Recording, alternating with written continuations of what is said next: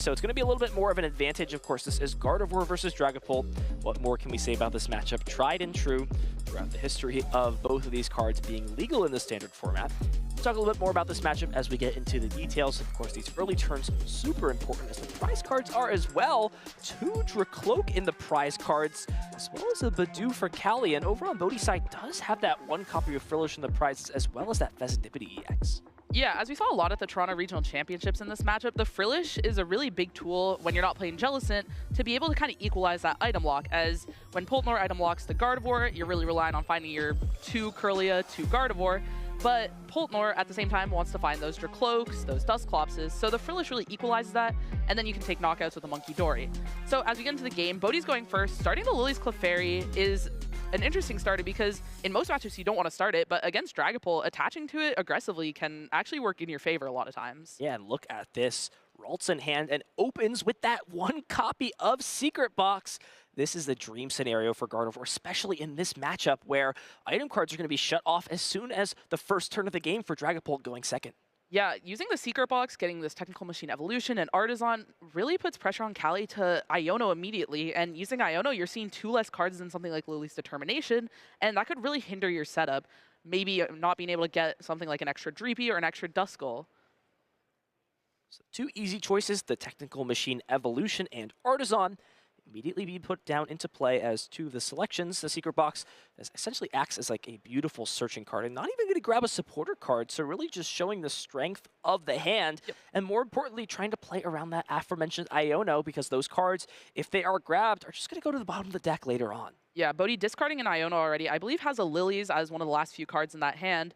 Having 2 supporters additionally prized, if Bodhi were to get a supporter off the Secret Box, it would go to the bottom, and he'd have really low odds of finding another one. An interesting choice to get another Ralts down instead of maybe grabbing something like Earthen Vessel here to discard more Psychic Energy. That was, the initial thought I had starting through this turn, because it's going to be a lot harder to get those in. But with that Lily's Clefairy active, like you said, not having access to Frillish, starting to swing with that Full Moon Rondo is a good way to try and ease those prize cards into your favor, and then when the time comes, really try and just close out with an attack or 2.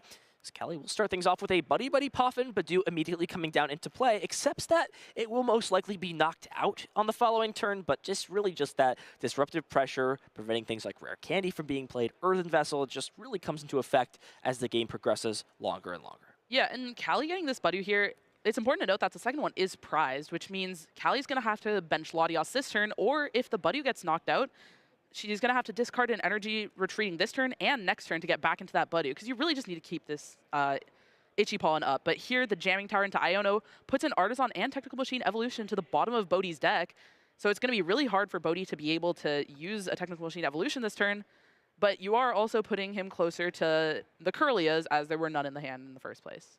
See if there is an Energy or a Latias. One of those cards definitely needed here to be able to allow this Dreepy to retreat out of the active spot and put Badoo up to use that. We'll see a little bit of a rearranging of the bench. Want to make sure everything is nice and organized, and there is that Energy for turn. I do have to wonder, assuming that you're going to want to use Badoo this turn and the next turn, there is an Ultra Ball in the hand. Is it just worth using that? And it's going to be a bit of a costly one, getting rid of that Lily and the 1 copy of Pheasantipity EX, a card that could see some use, but with the bench being filled up, may not be available to be utilized till later on. Yeah, having the bench full this early is pretty good for Bodhi, as it means there's only room for 1 Dusclops or Dusknoir to be used on a turn, which really limits the ability of the Dusknoir to wipe your board and get rid of all the threats. Like, when you have 2 Raltses and a Clefairy with an Energy, with only 1 Curse Blast available, it's pretty much impossible to deal with all of those. It was interesting to see if Bodhi decided to just commit this energy here. You never want to risk missing energy off of a Lily's Determination, and of course the Psychic Energy would be better to put into play and attach, but that colorless effect of the attack cost, thanks to Full Moon Rondo, will be more than enough for that Dark Energy to fulfill it. So attaching the energy card, seeing 8 cards thanks to Lily's Determination, the last piece here for Bodhi, can he find a Kirlia to evolve this turn? Yeah, the Dark Energies are not that bad to use on something like Clefairy, as Monkey Dories aren't super important in this matchup, as you don't have too much damage on your board at any time. But Bodhi not finding a Curly here, it puts him in a bit of an awkward spot. But, I mean, CALI with 2 Dracloaks prized isn't going to have the highest potential this turn to have anything super threatening. Yeah, just drawing a card for turn, promoting that Latias. Of course, it can pivot in and out of the active spot thanks to that Skyliner ability and playing that Lily's Determination. So shuffling the hand in, going to draw those 8 cards thanks to CALI having yet to take a prize card. And it really is going to depend on how strong these 8 cards are. Can we see multiple Dracloak come into play? Do we see the ability to find one of those 2 Night Stretcher that are in the deck? These are really big key pieces here for CALI, so we'll see what they can find. Does find Dusclops and a Dracloak, can see that out of the corner of my eye, at least from the booth. See some recon directives and see how this turn progresses. Yeah, I think I also saw an Ultra Ball, so CALI will be able to get another Dracloak out. But it could be a little costly. Playing this Nest Ball already, I think maybe looking for that Budu, not noticing it was prized. Now that Ultra Ball is going to be even more costly because we could have saved it and discarded it off the Ultra Ball. So here is Recon Directive number 1. Really looking for that Night Stretcher. It is an Ultra Ball and a Dust Skull. So like you mentioned, yeah, the hand could definitely get a little bit awkward. There is another Jamming Tower that maybe could see some discard here. You do want to keep that around to play around the Bravery Charm later on. And this is now the discussion here for CALI. Maybe thinking through, if I'm unable to get a knockout this turn, or rather, if I'm unable to use Budu, what do I want the rest of my board to potentially look like to better rally back to something like Candy Gardevoir over on Bodhi's side? For sure. I mean, the Dusclops is a great start to that, but Bodhi does have no energies in the discard, but I believe with 8 or 9 cards right now, could potentially reach for the Screamtail to knock out that Dusclops, as typically when you're faced with a board of multiple Dracloaks and Dusclops, it's usually best to go for that Dusclops, as it opens up the most plays to the Dragapult Dusknoir player, being able to knock out multiple Ralts, the Ralts and Lily's Clefairy in a turn. So that's usually the biggest threat to go for. And CALI here does not find a Night Stretcher off the second Dracloak. And I think I saw one of those Harkletil Silver rare candies in Bodhi's hand, and wow, and a Gardevoir already. So yeah, the Gardevoir was drawn off the prize cards actually for Bodhi, so that would be an incredible combination if it is in the hand, like you mentioned. So the energies be split up, and yeah, it's just going to be the Dream be promoted and a pass over of the turn, and Bodhi is immediately going to capitalize off this opportunity if he has that rare candy, and even has the Earthen Vessel as well. This is going to be a big pop-off turn for Bodhi if he chooses to do it, even already with the Psychic Energy in hand, finding exactly what he's looking for, now has to figure out how to best take advantage of this opportunity that's been presented to him. Absolutely. Earthen Vessel, Ultra Ball already in hand, Candy Guardia already in hand. Bodhi has basically whatever he wants to do this turn at his fingertips. We'll see if he's able to put together what he wants, or if he's forced to go for knocking out the active if the Screamtail's in deck, right? Yeah. Interesting choice, opting to potentially grab Dark Energy from this Earthen Vessel.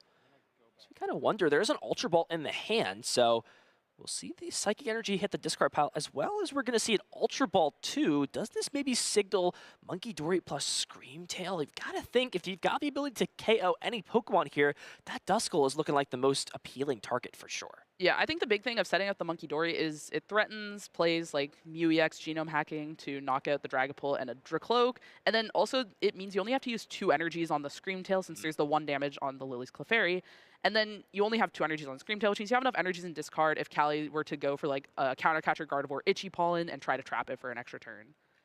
So will be the Screamtail off the Artisan, signaling what was aforementioned. There's the Dark Energy, Candy, Gardevoir. Is there anything else in the hand to follow it up? And there is an Iono. So all of those cards CALI selected the previous turn with the Recon Directives are going to go to the bottom of the deck. Bodhi still going to find 5 cards off the top, and with there being 2 Psychic Energy in the discard pile, plus the 1 retreated off this Lily's Clefairy, this Screamtail can safely attack, and importantly, Piper leaving a Psychic Energy in the discard pile to make sure Gardevoir EX is not stranded for future turns. Yeah, and CALI with that 1 Budu in the deck now being in the discard, with the other being prized, and the Pheasantipity in the discard is going to kind of have an interesting choice of if she draws into one of those 2 Night Stretchers to, what do you get? Do you go for this Itchy Palm play? Or do you, because the board is just too weak to start attacking. There's this Lily's Clefairy and no Duskulls, and getting the Fez is 3 cards, but I mean, maybe you just need to try an Itchy Paw on this Gardevoir and hope Bodhi doesn't find a Psychic Energy to retreat. Yeah, it could take 3 prize cards if you have something like Countercatcher or Boss's Orders this turn. Take a KO on the Clefairy, put some damage on the Screamtail, and pretty much put Bodhi on a 1-turn clock to find the Mew EX combination plus the Night Stretcher. If that isn't found and you're able to put a Duskull into play, then you do threaten game on the following turn with something like a Cursed Blast from Dusclops and a Boss's Order, so that is always something to think about. But it really just feels like if you're going for anything less than that, you are just kind of getting blown out of the water in terms of how Bodhi will be able to pace the following turn. So I've got to wonder if that is a consideration here for CALI.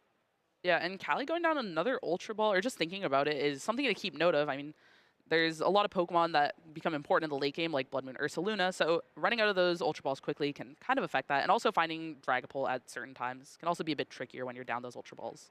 So filling the bench back up with Monkey Dory. Gotta wonder if this last spot is going to be for Duskull, or if that ship has essentially sailed at this point. We'll be getting rid of the Hilda, as well as what appears to be... I'm really good at telling supporter cards, but that one I actually can't. Oh, Professor's Research. It's the Professor's Research that was just released. Yeah. It was like released aforementioned. I haven't seen the Magnolia one until it's been a while. You know, the Sword and Shield era, essentially. So seeing all kinds of artworks hit the board here over on both of these players' sides. Looks like finding the Dragapult EX. There is an Iono in the hand, as well as a Neo Upper Energy, plus the Luminous. Sure, we'll see the Luminous Energy get attached to this Dragapult. It would fulfill the attack cost. But how else does CALI want to go about the turn? Yeah, you mentioned going for that Duskull, but the scary thing about going for the Duskull is Bodhi already has one Monkey Dory established, so that's just one more Monkey Dory away from two Adrenabrains knocking it out. And then a Lily's Clefairy could knock out that Dragapult, and Bodhi's just at one prize. And CALI has not much on the board, but attaching that Neo Upper makes a lot of sense, you know, saves that Luminous Energy. You don't really need the Neo Upper at this point where both your Dracloaks have an energy. So saving that Luminous for potentially Monkey Dory or Blood Moon or Ursaluna. I guess Neo Upper would also work, but mainly for that Monkey Dory potential. See the Buddy Poffin fail. And with no counter catcher played yet, you know, obviously the potential to be found off of this Iono, and there was one found, so now the questions start to emerge as CALI. What do you target down, since you really will not want to be attacking into the Screamtail whatsoever? Yeah, I mean, it already has damage on it. It's kind of similar to those situations we see where someone's using Itchy Paw and you don't want to attack into that Budew. It's just like, it's such a low-value Pokemon that you can take off the bench, and CALI going for the Lily's Clefairy makes a lot of sense. I mean, it's the biggest threat on the board. It can just easily knock out the Dragapult EX. And we'll have to wonder if this is the line to just go after the Screamtail. You would free those energies up is the biggest thing. See what the rest of the situation is for CALI. But at minimum, this is kind of where I think players would tend to disagree. My gut feeling is to just take a KO on Screamtail here and force your opponent to, off of Iono without Fezandipity, have the Mew EX and the Night Stretcher. And even if they have that, you know, you can still win the game with another Iono plus, you know, Blood Moon. You're not out of the game, so to say. And that is going to be the choice here for CALI. It's just going to go after the 3 prize cards and put themselves in an absolutely stellar advantage if these cards are missed for Bodhi. And look, Gardevoir hits a lot of check marks and milestones, but me and you both know there are times where you just look at 4 cards off Iono and you just have absolutely nothing. Absolutely. One of the flaws of Gardevoir ever since the last rotation is without refinement, you don't really have that onboard draw except for Fezandipity, but Bodhi drew Fezandipity off the prizes last turn, and CALI Iono'd it to the bottom of the deck. Bodhi here using Earthen Vessel, probably going to Artisan, maybe looking for another Monkey Dory. I don't think there's really any other targets in the deck. I mean, the Frilicious Prize, the third Ralts might be in there, but you're not getting a third Ralts at this point. Yeah, lots of bench space still, which is a huge advantage, right? There's space for Fezandipity, and there's space for... Oh, this is interesting here. I was wondering if Bodhi was actually going to bench Monkey, since having those 3 spots open means that there is technically room for both Fez, Lily's Clefairy, and Mew, but with that Monkey coming down, that's not an option anymore. Yeah, I think Bodhi may not have anything else in his hand with how he's playing. But wow. Couldn't really see. He's got a Dark Energy, so... Yeah, Countercatcher, Evo, Ralts. Wow. So it looks like it ended up working in this spot. Can still take 2 prize cards, though, with this Miracle Force, and with there being no Dusclops in play, this Gardevoir is technically safe as things stand. So, you know, Bodhi will still hit a checkmark. He'll take a KO, but now CALI has information here that Bodhi's really going to be relying off of these prize cards if he wants to put something together next turn. Yeah, there's kind of an interesting question for CALI. It's like, do you give Bodhi access to Countercatcher, or do you leave that Screamtail in play? And I think giving Countercatcher was the correct option, because while Bodhi gets 2 prizes, the Latias leaving the board isn't a huge impact, whereas if Bodhi had the Screamtail, he'd probably be knocking out that Dracloak with the Luminous Energy, which gets sort of draw and an energy. So I think that was overall the correct decision here. And yeah, Bodhi, just with not much in his hand, gets 2 prize cards. We'll see. The 2 supporters he prized are still at the top, though. Yeah, and as it stands, Gardevoir EX is safe. Cannot be knocked out. The same cannot be said about the benched Pokemon, however. We Yeah. will see flip the script thanks to that Night Stretcher, drawing cards for CALI. And we are interestingly in a very weird endgame between these decks. We usually don't see Gardevoir EX come in and attack, especially into a Pokemon like Latias EX. This is new for me, especially. Yeah, and CALI, while the bench Pokemon are really fragile, it's kind of hard to piece together those knockouts because you may knock out like a Monkey Dory, but how are you getting those last two prizes? You can put 6 damage on that Gardevoir, but 3 damage is going to get moved off, and Blood Moon Ursaluna isn't going to be able to knock it out from there, so... Yeah, it feels almost as if not taking a prize may be the best approach, since activating Fezandivity really just swings the door wide open. For sure, and Bodhi has the third Monkey Dory and third Dark in the discard pile, so you're not really scared of the triple Monkey being set up, it feels, especially when Clefairy's in the discard. There's kind of other things you'd want to prioritize. So now this is the question here. Does find Jamming Tower, that could be an annoying card to not let Bodhi search out certain pieces with the help of something like Super Odd, right? That would technically give the game with something like Scream Tail, so can definitely be an annoying piece. And we are just going to see Phantom Dive. The damage is not necessarily as relevant on the bench since there is double Monkey Dory. But as things stand, CALI threatening game on the following turn, especially with access to counter catchers. So 2-2-2, splitting the damage up. What does Bodhi have off the prize cards and from the deck? I believe I see a Nest Ball in the hand, so that could grab something like Mew EX if Bodhi is able to thin down the hand a little bit. Has Ultra Ball as well. Yeah, this Ultra Ball is really big because you could just get a Gardevoir here and not move any damage to CALI's board, and CALI can't take 3 prizes next turn. If it's 2 Gardevoirs in play and there's 20 damage on each of these Monkey Dories, I mean, you could just try to 2-shot this Dragapult EX with Miracle Forces. It could try to 2-shot it, or the question is, do you get greedy in a spot like this? With Nest Ball for Mew EX, you would be able to dig through the deck, and this actually works out because Bodhi could actually abstain from attacking this turn if he misses. Yep, absolutely. And he's drawing 3 cards at this point. I think has all the Night Stretchers, maybe 1 or 2 Arvins left. Just so many cards that can be found here that just give Bodhi here we go. Big restart. If Bodhi can find Night Stretcher, this game is all over, and finds the Arvin plus Super Rod. It's just going to count to make sure there's enough Pokemon in the deck. Or rather, enough recovery cards. But yeah, with no Night Stretcher being played, Arvin's just going to guarantee the game here. Arvin finds Night Stretcher. Lily's Clefairy comes back into play. And after a weird endgame, Bodhi Robinson's going to emerge victorious in game number 1. Yeah, Bodhi was able to get such a strong board at the beginning because CALI whiffed that second Budu, but she was able to claw back really well with just Bodhi not finding anything off that Iono. I mean, you kind of see the issue of when Guardy can't get that Fezandipity down aggressively, it doesn't draw cards off the Iono, but when it does get the Fezandipity, then Dragapult can try to trap it and only hit it for 200. So kind of an interesting dynamic there. Yeah, the Latias EX really presenting itself as a 2-prize opportunity did end up mattering in that spot. It's really those small things you've got to think about in this matchup, and why time after time it feels like we're always treated to interesting matchups between these 2 dynamic decks. Yeah, for sure. A lot of games do kind of come down to those item lock early games ending it quickly, but this game didn't have that, and we got to see a lot of interesting points. I mean, Screamtailing, you had that choice of knocking out the Energy and Draw Engine or that really big threat in the Dusclops, Bodhi going with the Dusclops. And here, CALI knocks out the Screamtail and the Liz Clefairy, taking away all the options from Bodhi, leaving him with not a ton of great cards. He was able to find the counter catcher on the Latias, taking 2, though. Yeah, and it really was this turn for Bodhi, being able to just dig through the deck, have the Ultra Ball for the Gardevoir to protect it, as well as the Mew EX really just gave himself the opportunity to close the game out, as we will go into game number 2. CALI will be going second yet again. So in this spot, big advantage with the Budu threat on the first turn, and now CALI will be the one getting some mulligan cards to better assist them in setting up on this first turn.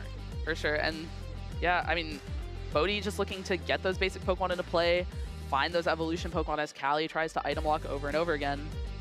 Bodhi starting that Mew. We saw it at the end game, draw him all the cards he needed. We'll see if it can provide some more bounteous fortunes. And what was an excellent start going first for Bodhi in game 1 is really not going to be matched here. We've got the Ralts and an Earthen Vessel, but I'm not sure there's much else going on in this hand. Yeah, may just be thinning down to use Mew EX this turn, restart. Could also get a Dark Energy and Psychic Energy here and play for a Frillish to knock out the Budu next turn, which is really scary. I mean, looking at the prize cards, nothing crazy for Bodhi, just a couple of supporters, which doesn't feel great against Poltnor. I mean, you want to see those as you're getting Ichipon to get closer to those Curlias, but at the end of the day, I mean, you have Mew and Lilith Clefairy in the deck. You can't really complain with that. I would say I say this, but I don't. At the end of the day, you have to have 6 cards prized. Yeah. Sometimes it's important to realize that in the Yep. Pokemon TCG, that you just have to accept that some cards are going to be unavailable. It's much better than the Lili's Clefairy being prized or double Gardevoir EX being prized. There are worse combos. These players know how to adapt from the good and from the bad. So Frillish comes down. There's the restart for 1 card. See if it is anything useful. It's not. It's just going to be an energy. And Bodhi maybe considering if there's anything else to do. I mean, you could play, it sounds really niche, but you could play the Super Rod to give yourself an extra card next turn, but you really just want to keep those energies in the discard pile. So definitely understand this here. There's the Lily's Determination in the hand. You feel like after seeing a, sort of a slow start from your opponent, you're not really incentivized to play Iono, but at the same time, you would shuffle a lot of these cards that aren't super useful this turn to the bottom of the deck.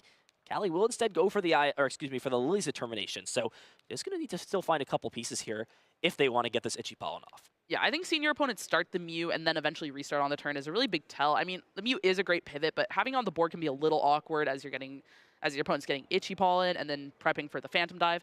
And CALI benching that Pheasantipity, really planning for the Dark Energy from Bodhi, which, I mean, he could only attach 1 energy per turn. May not want to present that he has a Dark Energy already, so the Fez is just a draw 3 next turn. But CALI here kind of it doesn't seem like much. It's a weird spot. I mean, if your opponent has a Dark Energy, it is kind of the worst case scenario. You do have Fez in play, plus Latias if you do want to bench that as well. You could also abstain from benching it for now. Just attach the energy to the Dreepy and manually retreat it off. It's going to be the Badoo, and there is another one in the prizes as well as a Night Stretcher here, Piper. That being the case really makes you think, after this Badoo falls, what is the game plan? Is it going to just have to be similar again to what happened in game number 1? Yeah, you're going to have to do some shenanigans. Like, it's just so hard to find this one of Night Stretcher in the deck with only a couple of recons. You'll have Pheasantipity, but the odds aren't great, and the item lock's going to be broken. I think you just have to hope that Bodhi doesn't have the Dark Energy. I mean, he didn't Earthen Vessel for it. Maybe he just needed to draw 1 off Mew, right? And couldn't get it off that. And so we're going to see this bench kind of get a bit clogged. There's only 1 space left for Dracloak. Energy comes down, Itchy Pollen being used, and there is absolutely nothing in this hand for Bodhi. It's just going to retreat and fire off an item locking attack of his own using that Oceanic Gloom. CALI White cannot play item cards this turn. Is there anything else that can be done? It's going to be a research and a well-timed one at that, discarding the Iono, knowing Bodhi's hand is not good, and getting her a fresh hand of 7 cards. Yeah, but still being item locked, only having 4 Dracloaks, finds one on, I think, the last card there. Last card magic there for CALI. Is there a Dreepy in the hand to bench as well? And there is. Found a Dracloak off the Recon Directive with the Jamming Tower already being in play. That's a pretty easy decision here for CALI. We'll go ahead and bench this Dreepy, I'm almost certain. And even with that Dusclops being evolved as well, you are threatening an easy wipe on all Ralts in play in the following turn as well. Absolutely. Bodhi draws another energy, so I guess he can have 2 energies on the Mew, which is a little scary.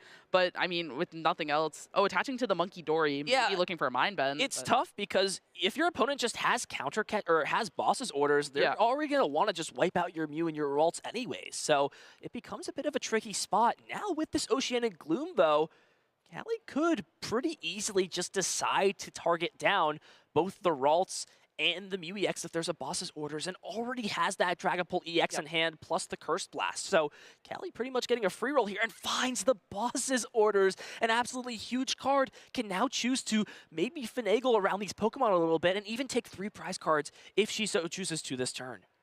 Yeah, I think the one thing to consider is that Frillish could bring a lot of comeback potential with like Counter Catcher plus Frillish on that Dracloak with no energies. But CALI finds an energy to attach to it, so yeah, knocking out the Mew gets rid of some draw, knocking out the Ralts prevents kind of everything Bodhi can do. So if CALI knows for sure that this isn't Jellicent Guardy, you're kind of fine with this Frillish getting knocked out. But that is something that's interesting. I feel like Bodhi didn't reveal a lot of his deck last game. Yeah, it's interesting as well. With the Boss's Orders in hand, you could even just evolve into Dusknoir and not use it this turn. Just target down the Ralts, know your opponent is capped essentially in terms of what they can attack with on the following turn, and then assess based off how their board looks. And I have to wonder if that's maybe the option that CALI is thinking about in this spot. But no, it seems like just going to use the Curse Blast, take the KO onto this Ralts, and see what this prize card gives her. Yeah, I think the idea is it doesn't lock your supporter into Boss's Orders, kind of lets you decide what you want to do from there. Maybe Iono, but Bodhi still hasn't been doing anything. Now bossing the Mew. Yeah, using this boss's orders, bringing up the Mew, so CALI's going to take 3 prize cards this turn, and we'll have to see where she would like to put these 6 damage counters. Could even make it so that this Frillish is in threat of being KO'd back due to a Monkey Dory's Adrenabrain ability. Yeah, and having this Duskull on the bench means that even if Bodhi can Mind Bend, CALI can retreat into the Duskull, evolve into Dusclops, use Curse Blast, and reset that confusion with another energy. So completely opposite narrative here in this second game. CALI absolutely in the driver's seat, 3 prize cards away from winning, and Bodhi now having item cards isn't even left with that great of a response. Top deck Iono for the turn will definitely help, but now you're only drawing 4 cards thanks to that Curse Blast ability, giving you a prize card, which on the surface seems good, but down the line in this spot, only getting 4 cards from your supporter card is really going to start to hurt, and we see how those 2 Lilies being in the prizes have really affected Bodhi in terms of his setup in the second game. Yeah, and Bodhi grabbing Pheasantipity here, you kind of see him hesitate there. It really doesn't feel good to bench, but you're only getting 4 cards off this Iono. You need those extra 3 cards to just find the pieces to set up and get yourself back into this game where your board is just so weak. Does have a Night Stretcher in the hand as well, and maybe considering if Mew EX can find its way onto the bench, you would leave yourself 2 spots left for those for those Ralts, which you have to feel like are going to be those last 2 spots, almost certainly if they are found. So here we go. We're actually going to see the restart for 2. Does find the Team Rocket's Watchtower. Okay, so just getting rid of that Jamming Tower and playing the Iono. Has not used Flip the Script just yet. We'll have to see if this is played out. Yeah, I mean, this Watchtower here could have been an Artisan, which doesn't feel amazing to see that. But, I mean, at the same time, you have to have this Watchtower to kind of collateral a lot of decks. And it's even good against Poltnor sometimes. You can shut down their Blood Moon. But here, Bodhi Ultra Balling double Psychic Energy usually feels great early, but here it might just be too little too late. Yeah, it needs to have 2 Ralts down. If there's not 2 Ralts down, it's going to be way too easy to get a KO. If you item lock, your opponent's just guaranteed allowing this to happen, and essentially he's just going to take the risk at this point. But it just feels like no matter how you approach this turn, you are just in a world of hurt. It will be the Technical Machine evolution, thanks to that Jamming Tower being bumped, but if CALI can find another Dusclops, this game will be all but over. Yeah, another Dusclops, a Night Stretcher, a Boss's Order. There's so many cards. There's a Boss's Orders. Off the 1 Recon Directive, absolutely rips it. And that will be game. You can just take 3 prize cards this turn, thanks to the Phantom Dive on Mew EX and the Frillish. Absolutely well played here from CALI. And with plenty of time on the clock, we are going to a game number 3. Yeah, I mean, Bodhi there bricked, but it didn't even feel like it was because of the Budu. I feel like his hand just wasn't great, and then it was kind of a bunch of cards that he couldn't play, so he couldn't restart at all. And CALI just got too far ahead, kind of just drawing all those Pokemon to be able to recon and find more pieces. And that's kind of the difference between the decks. Like, they're item locking each other, but Dragapult with the Recon Directive is able to keep drawing more cards, finding more pieces, and kind of snowballing their setup, whereas Gardevoir just kind of has to draw the pieces. Big advantage here for Bodhi in this third game. Will finally get to go second. We haven't seen that advantage for Gardevoir quite yet in this set. That will be something to definitely put onto display. If you can maybe pop off with an Arven for Secret Box, can use a lot of those Earthen Vessel before the dew comes down and uses Itchy Pollen. These are all things to think about going into this last match. Yeah, especially we haven't seen Technical Machine Evolution yet this game, so maybe he can finally use one of those. I think starts the Lily's Clefairy again, which, as we mentioned, attaching to it's really strong, and you can attach, use Technical Machine Evolution. Yep, there it is. Clefairy start, Tricky on the opposite side for CALI. Here we go, game number 3. Both of these players looking to end the day out and go into tomorrow at a 9-0 perfect record. Yeah, CALI opening with the Buddy Buddy Poffin. Really strong start. I mean, always want to see that going first with Dragapult. Get all these basics, look for Dracloaks on the next turn. And I think I saw a Budu in the hand, so going to bench that most likely, having the Buddy Buddy Poffin, getting those extra basics, and kind of just going from there. That Pheasantipity isn't the prize cards, always something to keep note of. A 1-1 Dracloak line, but does seem fairly manageable for CALI this game. Gonna hopefully have a little bit more easy access to stringing together some Itchy Pollen attacks if it does come down to that. For sure. No energy attachment, it looks like, which feels bad, but you are going first, so supporter can't expect too much. Bodhi here with an Arven and a ton of Psychic Energies in hand, but I don't know if I saw another supporter already eyeing up that Secret Box. Secret Box lets you get all the whatever item and tool you want off Arven, as well as a supporter for next turn. So that's why the sequence goes like this. Potentially looking at that Lux Cape. I don't know if that's to attach to maybe make your Ralts a bit stronger to not get knocked out by the Phantom Dive damage, or maybe as a discard fodder for that Secret Box. Just going to check through the deck, make sure everything is in place. It will be the secret box as the item of choice.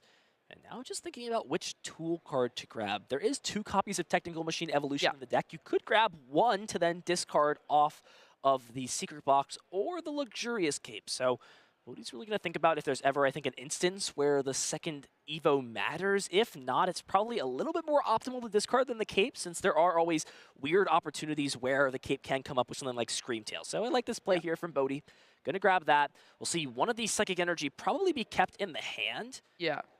As well as the Evolution Technical Machine actually kept as well. So just wants to make sure more of these tool cards can be thinned from the deck. Yeah, well, part of it is by using one Technical Machine this turn and then keeping another one in the hand, that shows CALI that Bodhi's going to be able to go from 2 Ralts to 2 Kirlia to 2 Gardevoir immediately, which is really scary. And that kind of goes to that thing where CALI is then forced to play Iono to disrupt that, try to play Jamming Tower, but at the same time, CALI didn't play support the first turn, really wants to Lily, see those extra cards, get your Cloaks into play.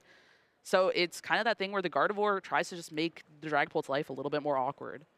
Bodhi really popping off this turn, has double Ralts, Technical Machine Evolution. There's no Kirlia or Gardevoir pieces prized, so immediately going to pretty much say, if I can find Gardevoir next turn, you cannot wipe my board, and I'm going to be able to play this game at the advantage of having that Fairy Zone in play.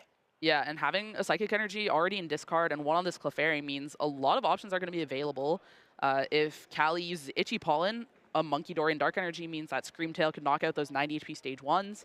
Because one of those issues with under Itchy Pollen is it's very hard to discard those Psychic Energy. So it's really important to get those done in the discard as quickly as possible. And here we see the double Kirlia.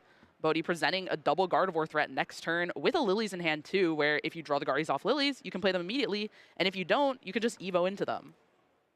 Action back on CALI. The gift of Artisan given to her, thanks to Bodhi having to use that to find the Ralts on the previous turn. So we'll get the opportunity to re-look through the deck and figure out what this last Pokemon is going to be. Feels like Dreepy most of the time, pretty standard in this spot. Even considering grabbing a second Duskull, and it will be the other Duskull, so always something to, think about when, one of these Dreepies could be KO'd, thanks to a Screamtail in the following turn, as we will see an Ultra Ball to grab this first Dracloak, evolve onto the bench, and it looks like Lily's Determination is really the only option here, so Bodhi's going to be able to keep that powerful hand for next turn. For sure, yeah. Benching the second Duskull is kind of a response to the threat of the double Guardy, because one Curse Blast just isn't a big enough threat, I feel, against those Guardies.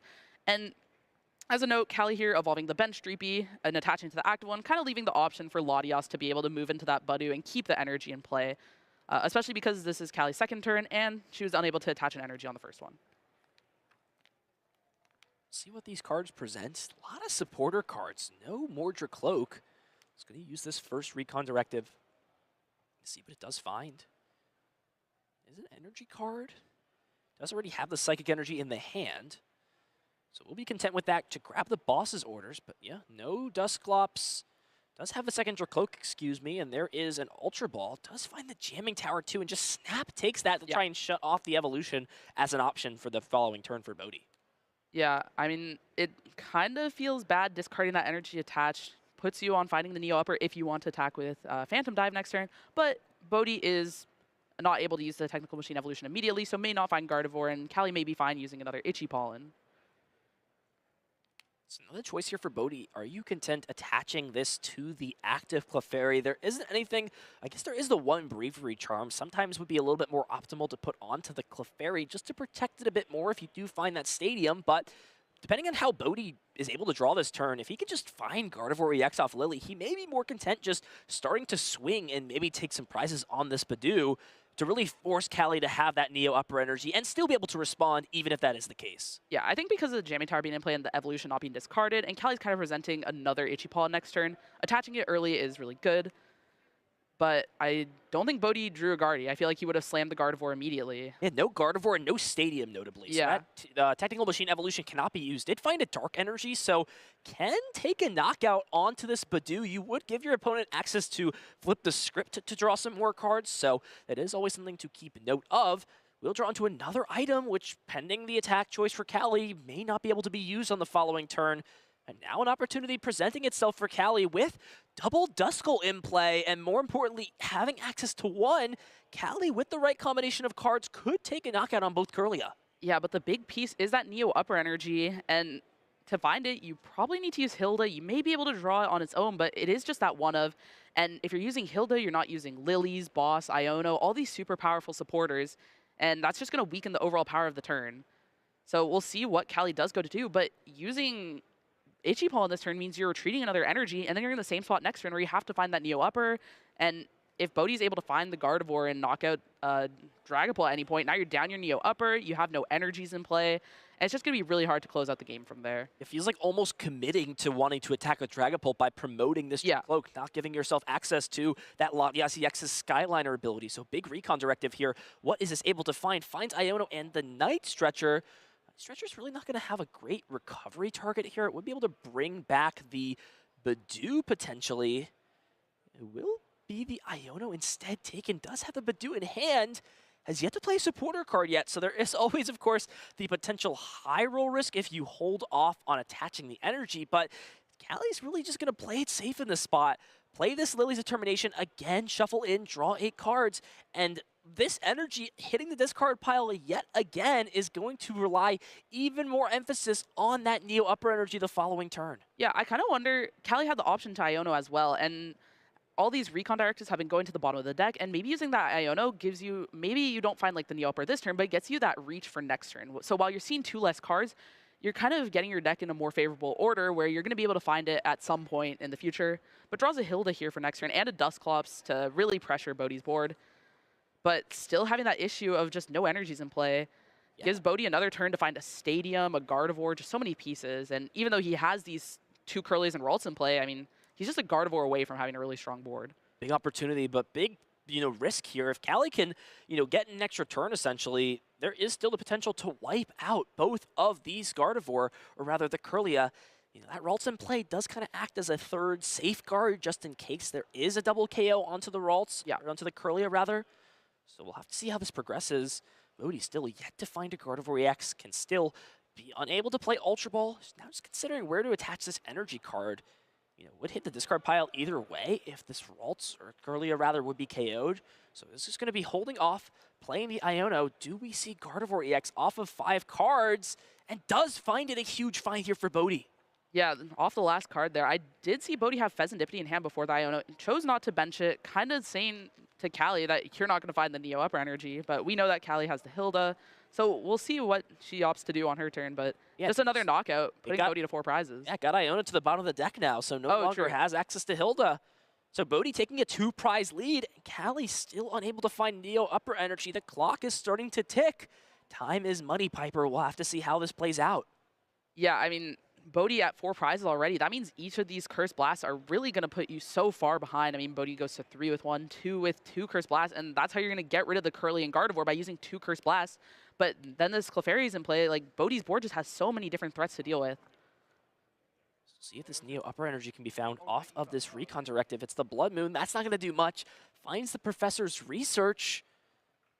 But are we really going to have to try and hope that we can just cycle into the Neo upper energy off of our supporter for turn? It seems like we've got no other option. If we're not attacking with Phantom Dive this turn, it feels like we're just falling too far behind. Yeah, that Pheasantipity being prized is really big this game. I mean, the Cali's down 6 cards if she could have found it on the last turn. So really feeling the loss of that Pheasantipity, and has another Dracloak and the Dusknoir. I mean, and the Dragapult already. So just needs the Neo upper. That's the one missing piece.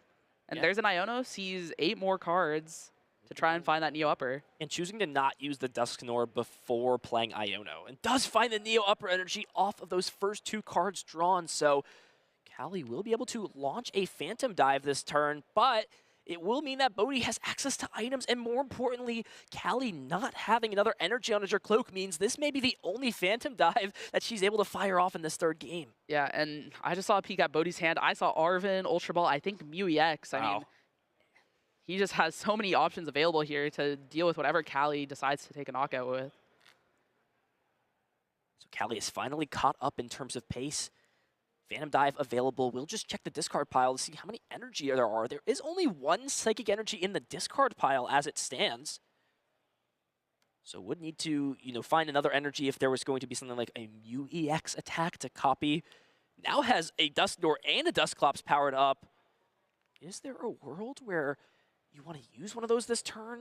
potentially, it's just so risky. If Yeah. you use one, then the Mew EX just becomes the potential to win the game. So it's just going to be Phantom Dive, 1 damage counter on the Ralts, 5 on the Monkey Dory, and like you mentioned, Piper, this is the big turn here for Bodhi. If he can find a way to reestablish the Lily's Clefairy and take a KO on this Dragapult, whether it be with the Clefairy itself, a Mew EX, Gardevoir, you name it, this will be a big advantage in his court. Absolutely. I mean, CALI just has really been struggling to have energies stick on the board, and now this Neo Upper being committed means if this Dragapult gets knocked out, CALI's not using Phantom Dive next turn. Her best bet is going to be using that Blood Moon Ursaluna to knock out whatever 2 prizers Bodhi has in play. Bodhi benching the Mew EX, so leaving this last spot open for the potential Lily's Clefairy, and this is where things get interesting. We're actually going to see Arven could have guaranteed grabbed it with a Night Stretcher, but Bodhi's going to kind of roll the dice here a little bit and try and take this risk. If he's not able to find a Night Stretcher, it really will limit his options for attacking this turn. Yeah, and Bodhi also had an Ultra Ball. He could have Ultra Balled for that second Gardevoir EX, and then he's restart for a few cards. If he had triple Psychic in the discard pile, he could have guaranteed a KO here, assuming there was a Night Stretcher in his deck. Yeah, and draws Night Stretcher, Psychic Energy, Ultra Ball. Wow. Some of the most perfect cards you could ask for on this Lily's. Just as we drew it up here, Bodhi finding what he's looking for. And yeah, it looks like there's actually only 2 Psychic Energy in the discard pile, so would have been unable to take the KO, but now with Ultra Ball to discard this Psychic Energy, we could see this Mew EX copy. However, there's no Dark Energy. If there was a Dark Energy as well, there could be the potential, but actually with the Super Rod and the Night Stretcher, we could get there thanks to that Ultra Ball. Actually, just some of the most perfect sequence of cards he could have asked for. Wow. Like, there were a lot of things that were good for Bodhi, but he drew a perfect hand, it feels. Yeah, has absolutely everything. Can shut off this Cursed Blast ability completely by going to 1 prize card, leaving CALI with no energy under Cloaks and not a single attacking threat outside of that Blood Moon Ursaluna. Yeah, and getting rid of that second Dracloak means CALI's going to be reliant on this 1 Recon Directive with that Fezandipity still at the top of the prize cards. And the only risk to all of this is you would leave yourself with 0 Psychic Energy in your discard pile, meaning Gardevoir EX could be a potential scary threat, but it's not as much thanks to there being just so many damage counters on the board for Bodhi, meaning something like Itchy Pollen just isn't a threat. For sure, and having that Mew EX in play, if Bodhi gets Iona to 1, just gets to restart, see a few extra cards, and potentially get there anyway. And again, CALI just with no draw, it feels, has to find all of these pieces still. Not going to be out of it just yet. We've got to remember Blood Moon Ursaluna. Absolutely. An extremely powerful piece. But here we go. Phantom Dive copied thanks to the genome hacking and the weakness thanks to that Fairy Zone. Bodhi Robinson goes down to just 1 prize card remaining, and it's on CALI to put some sort of disruptive effort together, and there's no Iono, no Blood Moon. Is going to have to hopefully find something like an Iono off of this Recon Directive. Otherwise, Bodhi just has access to so many cards in the hand. Here we go. Big 2 cards. And just is unable to find it. That Fezandipity EX is still in the prize cards, meaning Ultra Ball can only find the Blood Moon and nothing more. Yeah, has the Ultra Ball for the Blood Moon and an energy to retreat, but retreating that energy, you're not threatening Phantom Dive on the next turn, so this Blood Moon just gets stuck for a turn, even if you attack with it. Yeah, and since there's only 1 prize card left for Bodhi, Scream Tail would just guarantee the game if CALI is taking a KO on this. And if you're not KOing the Monkey Dory, then Blood Moon can just be copied thanks to that Mew EX. So it feels like Bodhi has just given himself every angle no matter what CALI does if she's unable to play an Iona this turn, which it just looks like is not feasible. Yeah, like maybe you can countercatch his Gardevoir and just hit it for 240, and maybe Bodhi doesn't have the pieces in hand, but... It's so tough, though, because there's no way to retreat this Pokemon for free. Yeah. You would lose your energy in the process and not even be able to threaten a Phantom Dive on the following turn. Yeah, I mean, this is just kind of the issue that Dragapult Dusknoir runs into sometimes. You don't have that early Latias, and you just don't have energies in play for the end game, especially against a deck like Gardevoir that can one-shot your Dragapult so easily. So here we go. Blood Moon Ursaluna coming down. CALI's still going to play to their outs. Means even with the energy retreating, with that 1 prize card remaining, it is essentially attacking for 0 energy in this spot. So there's the attachment for turn. CALI just going to check the discard pile, make sure there's an understanding of what resources are available, and is now just debating between the supporter for choice. I believe there's a Lily and a Research in the hand. Maybe just a Research. Yeah, just a Research so Research is going to be played. 7 cards for CALI. As it stands, Bodhi will be able to keep that full hand. And importantly, with there being no way to preserve the energy off this Dracloak, we can attack with Blood Moon this turn. But we're not even threatening game on the following turn if there's nothing else to pivot out. Even Latias wouldn't be able to string together another attack for 2 prize cards. Yeah, and benching this Monkey Dory does mean that Lily's Clefairy with 2 Monkey Dories in play will be doing 200 damage with 2 Adrenabrains. That's 260 to knock out that Blood Moon Ursaluna. So I wonder if that Monkey Dory was really necessary. We'll see how things play out here. Bodhi did have to burn 2 recovery cards that last turn, so Mew EX is the game. There's plenty of ways for him to win. The hand is actually not super strong here, but I believe with the benches there, it's actually going to be enough, right? With that Monkey Dory and the Dark Energy, we'll have to see if Bodhi can find the line here.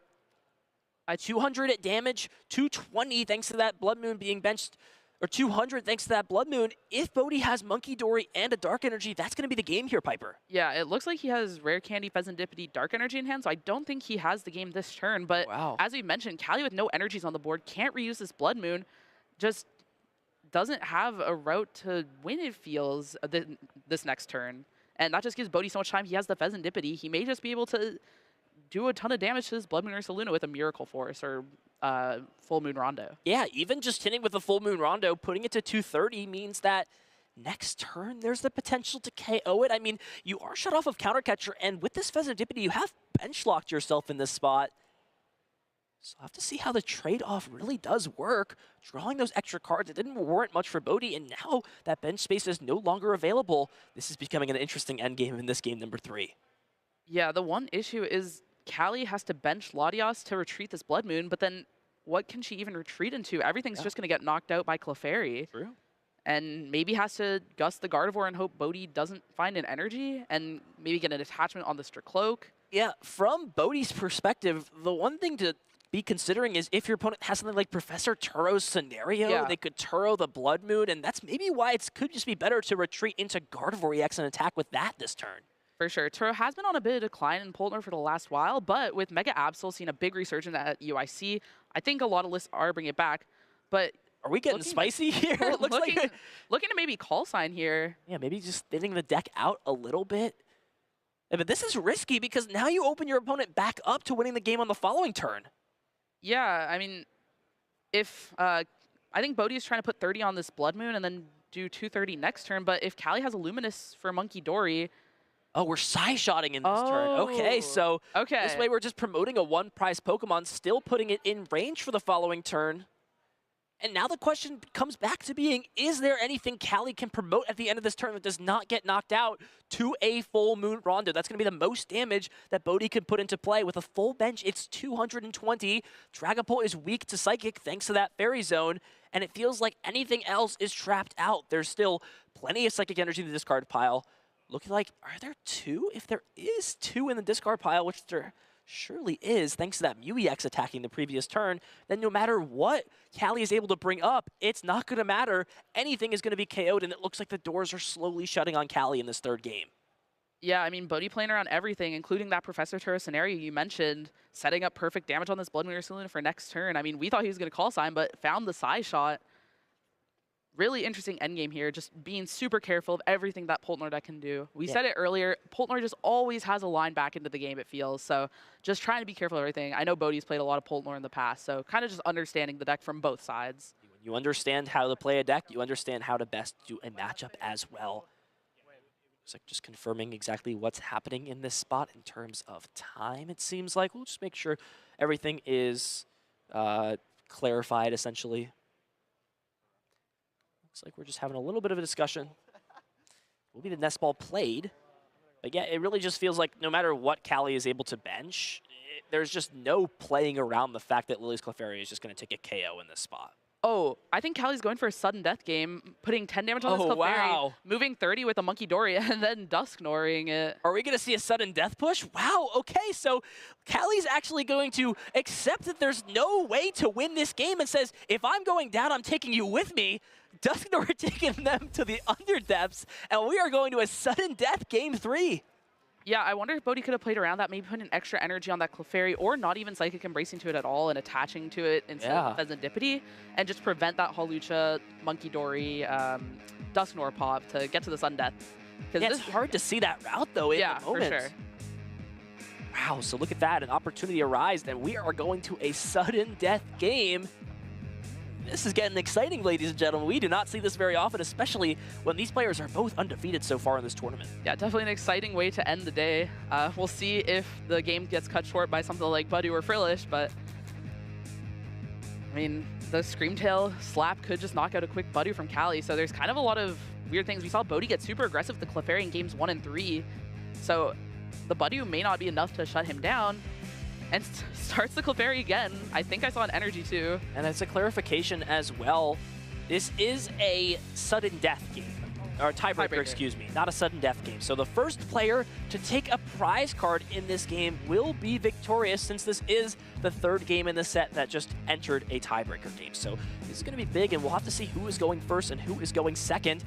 Starts the Lily's Clefairy, and CALI will be going first in this matchup. So Pheasantipity started. Is there any way to find Pokemon, put it onto the bench? There is a couple of Dreepy. You've always got to be thinking about what liabilities lay ahead. Yeah, and CALI with an energy in hand might attach it to the Pheasantipity, could potentially play for a Cruel Arrow, but time is ticking. There's only a couple seconds left on the clock. We'll see how that plays into how these players play the game. Yeah, so time has officially been called, it seems. The Jamming Tower coming down into play is big on that first turn, would shut down the Technical Machine Evolution. We are in an absolutely wacky endgame here in this final round. Yeah. And the Arven in hand does have the secret box, though. Yeah, I saw Arven, Earthen Vessel, Artisan, wow. So many great cards. A Ralts already. Lots of options for Bodhi here to get energies in the discard, Technical Machine Evolution into that Kirlia, and really threaten taking a prize on his last turn of the game on turn 3 of time. There is a Kirlia and a Gardevoir prized, so will mean less outs to find Gardevoir on the following turn is something to always consider. And you also threaten an attack on this turn with the Lily's Clefairy if you are able to use that. Yeah, it feels like you force CALI into leaving this Pheasantipity active because everything else is just going to get knocked out by the Clefairy. Yeah, and I wonder if you're only supposed to just grab a single Kirlia here. Yeah. Can also keep this Luxurious Cape, which is actually a super solid card to have, thanks to that extra prizes being given up, not mattering in this tiebreaker game. Yeah, I think CALI doesn't have enough time to get to the Cruel Arrow, though, if she was turn 0, as turn 3, or her turn 2, last turn of the game, we'll just have the second energy attached. So Bodhi eyeing up discarding that Luxurious Cape instead. Okay. And the 2 Psychic Energies, I think has a Dark Energy to use that Technical Machine Evolution. So the time really mattering in this spot. And with that being the case, CALI, it seems like, does not have a way to win. And the operation now becomes, how do I not lose? Yeah, for sure. I mean, that one match point is really big. You mentioned that getting into top cut, you want that X2-1 record. Right now, neither of these players have a tie, so a tie still puts them in a solid spot. But obviously, they're chasing that win. And now with those Dreepies being down, even Screamtail is a potential option. And you have to wonder if CALI was maybe a little bit more aware of the time. Is the most optimal strategy being to not even use or not even bench Dreepy in this spot? Because it feels like if you bench Dreepies, you make it even easier for your opponent to take a KO, rather than at least forcing them to have something like a Monkey Dory Dark Energy on the following turn. For sure, yeah. And the other thing with leaving this Pheasantipity active is Bodhi could even find Mew EX and copy that Cruel Arrow. Wow. But with Artisan in play, can always get that Screamtail. Yeah. Potentially looking to pre-bench the Screamtail off this Artisan, which makes a lot of sense. Not a bad idea, right? Just understanding there's only going to be one Ralts available for this game. So here we go. We are getting down to the wire. It's going to come down to the exact turns in a tiebreaker game. There's the evolution, evolving this Ralts into Kirlia, and it feels like Bodhi is just so likely to be able to win this game just because CALI cannot afford to put Badoo into play and use that Itchy Pollen. Yeah, and I got a sneak peek at Bodhi's hand. I saw that one Gardevoir EX in the deck, the other one being prized, in his hand. So CALI has to Iono here. Otherwise, Bodhi just has all the energies to be able to Screamtail and take a knockout to end this tiebreaker game. And there's just absolutely nothing for CALI off of this Recon Directive. Can't find anything useful off of the Nest Ball. It feels like you may just have to accept that if your opponent's got it, they've got it. It feels like you give your opponent just more options to win the game if you're attacking with Badoo. Yeah. There's the pass of the turn, and if Bodhi has Gardevoir EX, the game is all over. Double Psychic Embrace, KOs Dreepy, and Bodhi Robinson in a tiebreaker. Game 3 situation wins and goes to 9-0 to end out day number 1. an amazing way to end the day in such one of the most important matchups of this format, Gardevoir versus Dragapult. We kind of saw all the ways that game plays. I mean, Gardevoir kind of